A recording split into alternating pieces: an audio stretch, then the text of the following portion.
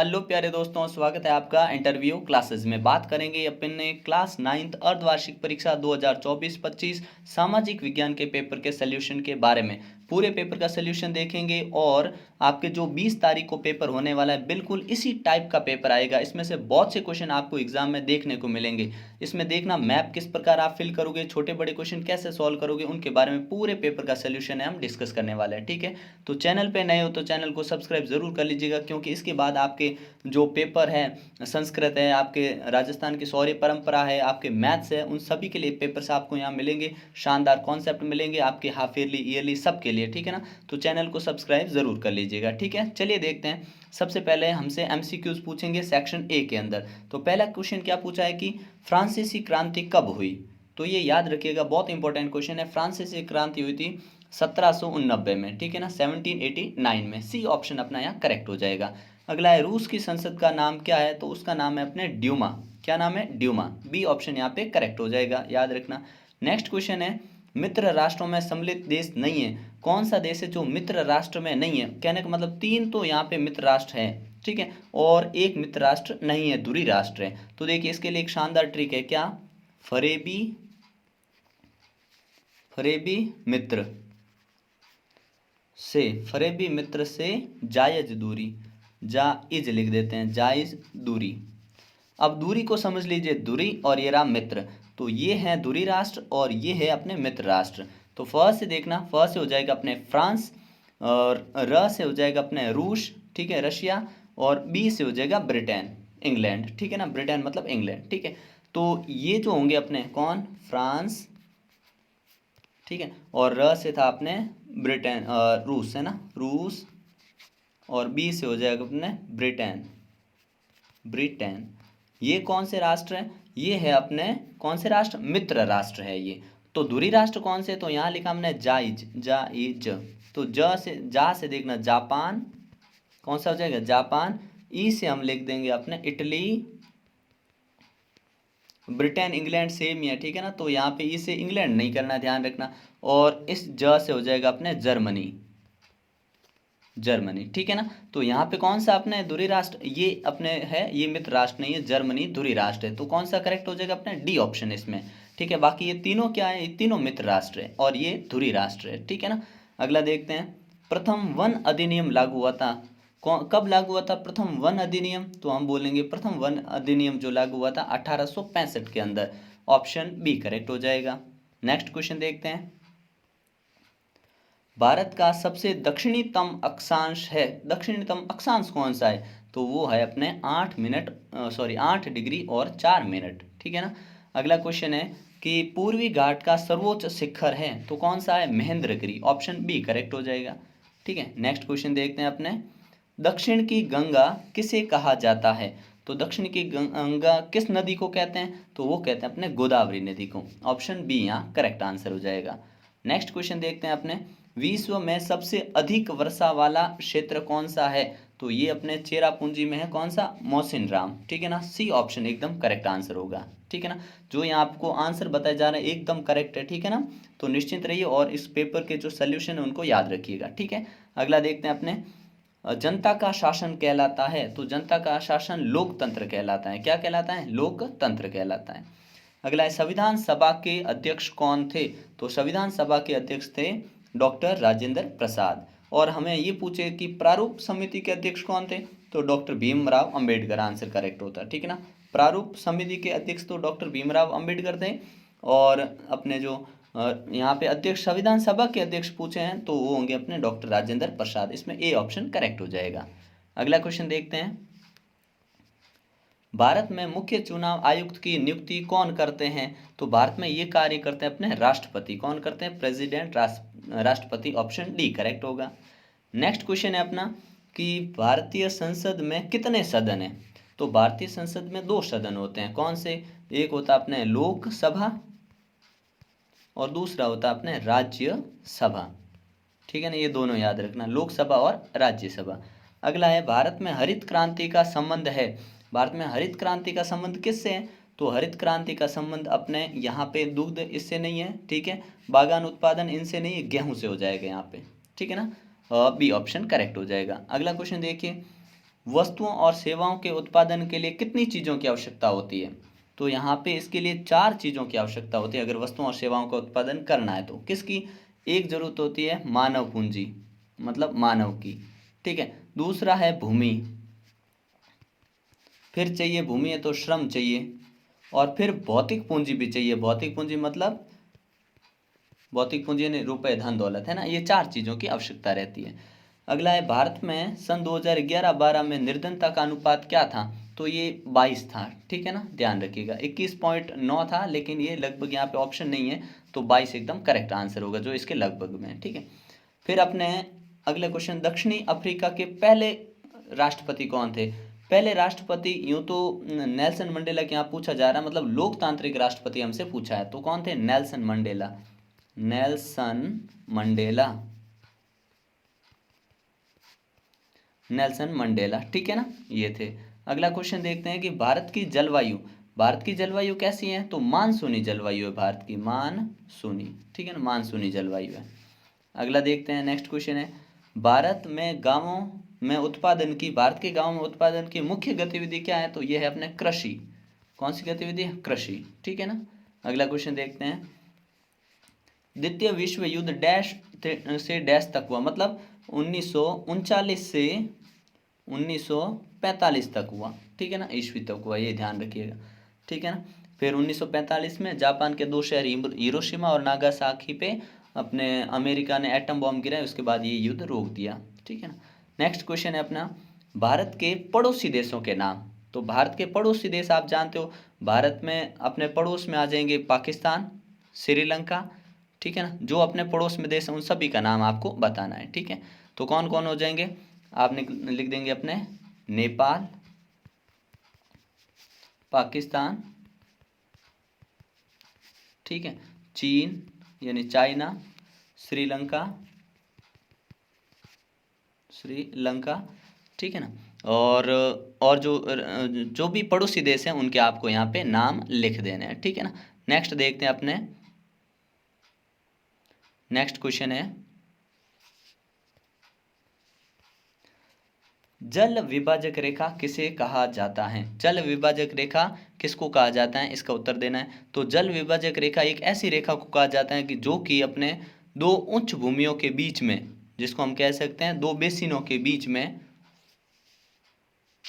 ऐसे बोलेंगे, 2 बेसिनों के बीच में उच्च भूमि जिसके दोनों और अलग अलग अपवाह क्षेत्र होते हैं, ठीक है, बीच की ऐसी उच्च भूमि जहाँ पे 2 अलग अलग अपवाह क्षेत्र होते हैं, उसे हम जल विभाजक रेखा कहते हैं, या जल विभाजक के सर्वोच्च बिंदुओं को मिलाने वाली रेखा को जल विभाजक रेखा कहते हैं, ठीक है। अगला क्वेश्चन है, मार्शले राष्ट्रगान किसने लिखा? तो ये इंपॉर्टेंट याद रखिएगा कि मार्शले राष्ट्रगान पहले तो है किसका? तो ये अपने फ्रांस का राष्ट्रगान है। किसका है? फ्रांस का, ठीक है ना, फ्रांस का राष्ट्रगान है। और लिखा किसने? तो लिखा था आपने क्लाइड जोसेफ, नाम थोड़ा लंबा और अटपटा है, ठीक है ना, रूजेट डी लिस्ले, लेस आधा फिर ले, ठीक है ना, ये नाम ध्यान रखिए, क्लाइड जोसेफ रूजेट डी लिस्ले, इसने लिखा था ये मार्शले राष्ट्रगान, और ये फ्रांस का है, ठीक है ना। अगला क्वेश्चन देखते हैं, कुलुक किसे कहते हैं? तो कुलुक किसे कहते हैं? कुलुक कहा जाता है संपन्न, कहाँ पे? रूस के अंदर, रशिया के अंदर जो संपन्न किसान होते थे उन्हें कुलुक कहा जाता था, ठीक है ना, ध्यान रखना। वन विनाश के लिए उत्तरदायी 2 कारण बताइए। तो एक बढ़ता औद्योगिक क्षेत्र, और दूसरा जलावन के लिए लकड़ी या फर्नीचर के लिए जो लकड़ी का उपयोग किया जाता है, ये 2 कारण लिख सकते हैं आप। बहुविध कृषि प्रणाली से आप क्या समझते हैं कि बहुविध कृषि प्रणाली है, ये क्या होती है? तो इसका सीधा सा सिंपल सा मतलब ये है कि एक ही जगह पर ज़्यादा फसल उगाना, या फिर ये कह सकते हैं कि एक ऐसा क्षेत्र जहाँ पर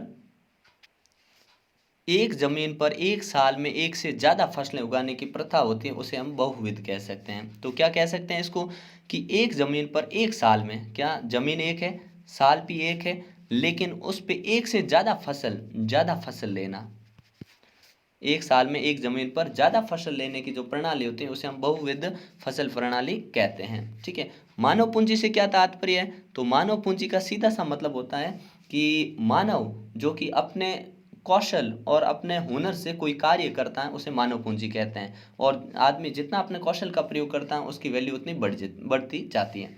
लोकतंत्र क्या है? तो लोकतंत्र लोगों द्वारा अपना शासन चुनने की जो पद्धति है, अपने नेता चुनने की जो पद्धति है, उसे लोकतंत्र कहते हैं, जिसके अनुसार वो अपने कानून कायदे चलाते हैं। ठीक है ना, ये डेमोक्रेसी हो जाएगा।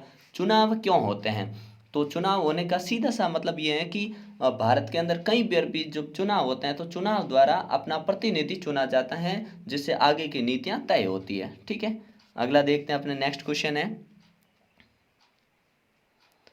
क्वेश्चन है कि जार शासन जो था वो अपने खत्म कैसे हुआ? 1917 में जार शासन क्यों खत्म हो गया? तो इसके प्रमुख कारण क्या थे? देखिए, 1917 का समय आप जानते हो, पहला युद्ध जो था अपने 1900 प्रथम विश्व युद्ध 1914 से 1918 के बीच में चला था और ये 1917 में खत्म हो गया। तो प्रमुख कारण क्या थे कि प्रथम विश्व युद्ध में रूसी सेना लगातार हार रही थी और हार के कारण उसके लाखों सैनिक जो थे वो सैनिकों की कमी हो गई और किसानों को ये अंदर लेके गए। ठीक है ना, इससे कृषि प्रभावित हो गई। ठीक है, दूसरा, जार निकोलस जो था, जार निकोलस द्वितीय, उसकी भ्रष्ट और दमनकारी नीतियों से ने लोगों को परेशान कर रखा था। ठीक है, और कह सकते हैं कि जार ने ड्यूमा जो वहाँ की संसद थी उसको बर्खास्त कर दिया, उसका कारण भी रहा ये। ठीक है ना, तो और कुछ और पॉइंट्स भी आप इसमें ऐड कर सकते हैं। ठीक है ना, अगला क्वेश्चन है अपना एनजीओ, NSSO, यहाँ पे थोड़ा सही लिखा हुआ, इधर थोड़ा मिसप्रिंट है। ठीक है ना, NSSO की फुल फॉर्म क्या है? तो NSSO का पूरा नाम होता है अपने राष्ट्रीय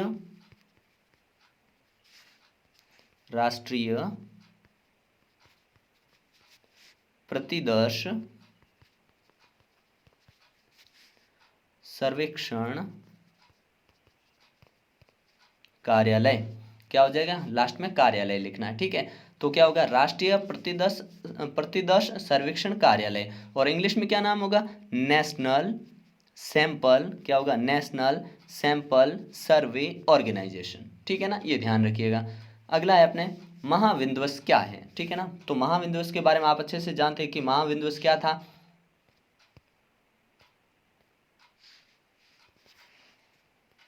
तो लिख देंगे इसमें कि लोगों से 15-15 घंटे तक काम करवाया जाता था और उसके खिलाफ ये हुआ था। ठीक है ना, अगला क्वेश्चन देखते हैं अपने मानव निर्धनता के बारे में लिखिए कि मानव निर्धनता है ये क्या होती है, किस प्रकार। तो आप जानते हैं कि कोई भी व्यक्ति यदि वो आर्थिक, सामाजिक, मानसिक आवश्यकताओं को अगर पूर्ति नहीं कर पाता है, मानव निर्धनता पूछा ना, तो कोई भी व्यक्ति जो अपनी आर्थिक, सामाजिक और मानसिक आवश्यकताओं को पूरी नहीं कर पाता है, उस स्थिति को मानव निर्धनता कहते हैं। ठीक है ना, इसमें तीनों चीजें आएगी। ठीक है ना, आर्थिक, सामाजिक और मानसिक। ठीक है, फिर लोकतांत्रिक चुनाव के लिए आवश्यक शर्तें क्या, ये आपको लिखनी है। ठीक है, फिर अपने भारत एक धर्मनिरपेक्ष राष्ट्र है, किस प्रकार से? ठीक है, तो भारत धर्मनिरपेक्ष राष्ट्र किस प्रकार से है? तो आप कह सकते हैं भारत में किसी भी एक धर्म का समर्थन नहीं किया जा सकता। हर राज्य जो है अपने धर्म को और अपने जो धर्म को प्रचार प्रसार करने के लिए स्वतंत्र है, उस पर किसी प्रकार का कोई दबाव नहीं है। ठीक है, इस प्रकार भारत किसी भी धर्म का समर्थन न तो समर्थन करता है न विरोध करता है, हर धर्म के साथ में खड़ा रहता है, इसे धर्म निरपेक्षता कहा जाता है। ठीक है, फिर अपने जावा के जंगलों में हुए दो बदलाव बताइए। तो जावा के जंगलों में दो बदलाव क्या हुए थे कि जावा में युद्ध के दौरान अपनी ज़रूरतों को पूरा करने के लिए लकड़ी की मांग बढ़ रही थी, इसलिए जंगल काटे जा रहे थे। और युद्ध के दौरान जब युद्ध होता तो जंगलों में कई बार भीषण आग भी लग जाती थी। ठीक है ना, और यहाँ से जंगल काट काट के ले जा रहे थे। ये दो बदलाव हुए थे। अगला है अपने भारत की जलवायु को प्रभावित करने वाले कारक कौन कौन से हैं? तो देखिए, भारत की जलवायु को प्रभावित करने वाले कारकों में हम लिखेंगे अक्षांश करते हैं, ऊंचाई करती है, वायु दाब प्रभावित करते हैं, यहाँ के पवने, समुद्र तल से दूरी, हिमालय, मानसूनी हवाएं, ये सब इसको प्रभावित करते हैं, आप लिख सकते हैं। ठीक है, फिर आपने पूछा है झूम कृषि यानी झूमिंग कृषि से आप क्या समझते हैं? तो एक इस प्रकार की कृषि जिसमें एक जगह से पेड़ पौधे काट कर, बर्न और स्लैश कहा जाता है इसे, वहाँ से पेड़ पौधे काट कर किसी वहाँ पर खेती करना। कहने का मतलब एक हरा भरा जंगल है, वहाँ से पेड़ पौधों को काट कर फिर जलाकर वहाँ पे खेती करना झूम कृषि कहलाता है। ठीक है ना, तो क्या लिख देंगे? झूम कृषि एक ऐसी जिसमें जमीन की, हालांकि धीरे धीरे इसमें उर्वरक क्षमता वगैरह जमीन में खत्म होती है, ये लोग कहीं दूसरी जगह चले जाते हैं और फिर वहाँ पे पेड़ों को काट के वहाँ पे खेती करते हैं। तो पेड़ों को काट के खेती करने की जो प्रक्रिया है उसे झूम कृषि या घुमंतु कृषि भी कहा जाता है। ठीक है, अगला हमसे पूछा है कि अपने हिमालय से निकलने वाली नदियों के नाम पूछें। तो हिमालय से जो नदियाँ निकलती है उसमें आप जानते हैं कि अपने हो जाएगी गंगा, गंगा नदी निकलती है, ठीक है ना, गंगा है, ब्रह्मपुत्र है, सिंधु नदी है, ठीक है ना, सिंधु है, ठीक है ना, ब्रह्मपुत्र है, अपने ब्रह्मपुत्र है, ठीक है, सतलुज है, चिनाब है, यमुना, सरस्वती, कावेरी, ये जो नाम लेने ये सारे अपने हिमालय से निकलती है, ठीक है। अगला देखते हैं, प्रछन्न बेरोजगारी किसे कहते हैं। तो ये बड़ा ही सिंपल है, प्रछन्न बेरोजगारी मतलब उस स्थिति में को कहते हैं जब ज़रूरत से ज़्यादा लोगों को रोज़गार दिया जाता है, मतलब ज़रूरत नहीं है फिर भी ज़्यादा लोगों को रोज़गार दिया गया, इसे प्रछन्न बेरोजगारी या छिपी हुई बेरोजगारी कहते हैं। इसमें कुछ लोगों की उपयोगिता शून्य होती है, मतलब वहाँ पे उतने लोग नहीं होंगे तो भी काम चलेगा, अगर उन्हें काम से हटा दिया जाए तो उत्पादकता पे कोई फर्क नहीं पड़ता, इसे हम कहते हैं प्रछन्न बेरोजगारी, ठीक है। अगला देखते हैं अपने कि खूनी रविवार की घटना क्या थी। तो खूनी रविवार की घटना क्या थी, ये घटना हुई थी अपने 22 जनवरी, ध्यान रखिएगा इसका, याद रखिए 22 जनवरी 1905 को, ठीक है। उस समय क्या था, रूस के सेंट पीटर्सबर्ग में ये घटना हुई थी। उस समय जार निकोलस यहाँ का व्यक्ति था जो यहाँ पे क्या करता था, शासन करता था। और इसी दिन जो लोग शांतिपूर्वक प्रदर्शन कर रहे थे, मजदूर थे, गरीब परिवार के लोग थे, उन सब पे गोलियां चलाई थी, इसी को खूनी रविवार की घटना कहा जाता है, ठीक है ना। तो ये डेट याद रखिएगा। और जार निकोलस द्वितीय ने ये किया था, शांतिपूर्वक लोगों जो विरोध कर रहे थे उनके खिलाफ किया था, ठीक है ना, तो ये ध्यान रखना। चलिए नेक्स्ट देखते हैं अपने, नेक्स्ट क्वेश्चन है कि भारत के भौतिक विभागों के नाम बताने, कि भारत में है ना जो भौतिक विभाग ये कौन कौन से हैं, ठीक है ना। चलिए देखते हैं, भौतिक विभाग मतलब ये ऐसे विभाग हो गए जो भारत की जलवायु को निर्धारित करते हैं और भारत को जिन क्षेत्रों में बांटा गया उनको भारत के भौतिक विभाग बोलेंगे, ठीक है ना। चलिए भारत के भौतिक विभाग में सबसे पहले लिखेंगे आप हिमालय, क्या लिख देंगे, हिमालय है,